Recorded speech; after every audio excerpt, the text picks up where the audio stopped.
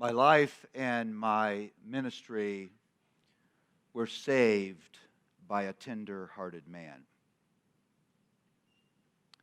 I was a young pastor, and I felt beaten up, devalued, junk.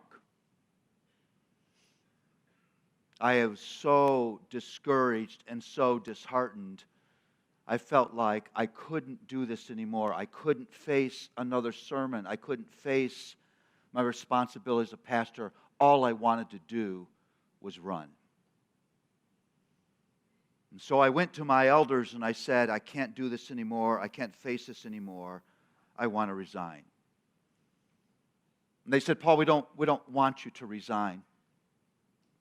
But I wouldn't listen. I wouldn't hear.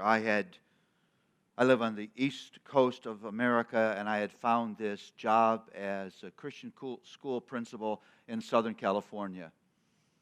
I thought, Jesus and the beach, yeah, I'm there. I think I heard the voice of God. But my elders could tell that I would not relent, and so they said, okay, Paul, we don't want to do this, but Sunday we'll stand with you and we'll announce with you your resignation.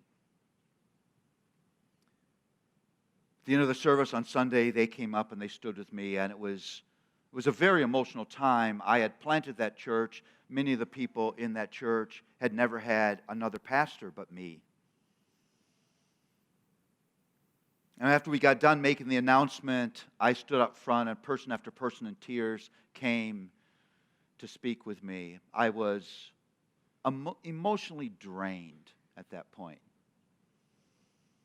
I was the last one out of the building, and I got out my keys, and I turned to lock the door. And when I turned around, there was the oldest man in our congregation standing on the porch.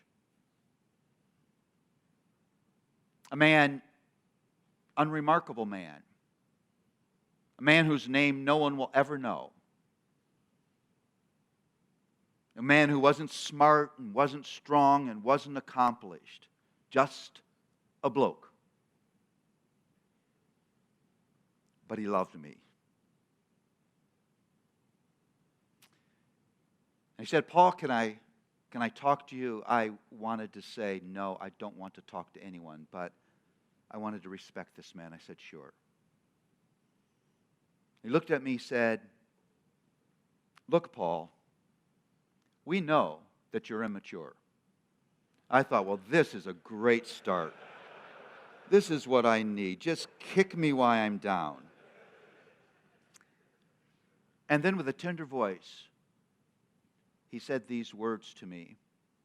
One sentence from a tender-hearted man that changed my life. He said, where is the church going to get mature pastors if immature pastors run? We haven't asked you to leave. Don't leave. Stay. What he was saying to me is, we know the journey we're on with you, and we are willing to walk that journey with you. Don't go. I immediately began to weep. Luella had already gone home with our children, and I walked home. It was fairly close. I cried my whole way home. I walked into Luella, and I didn't even say hello. I said, I can't leave. And the word picture I used, she said, why? I said, God just nailed my shoes to the porch of that church. I can't leave. And she said, well, tell me about it. And I told her of that conversation. That afternoon, I called my elders and I said, okay, I'm an idiot. Can I unresign?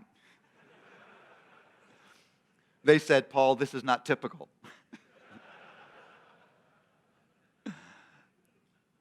But they said, we'd love for you to stay.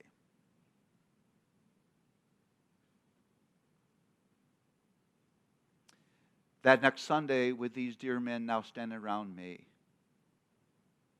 I said, I don't want to leave. If you will walk this journey with me, I'd love to stay. I'd love to be your pastor.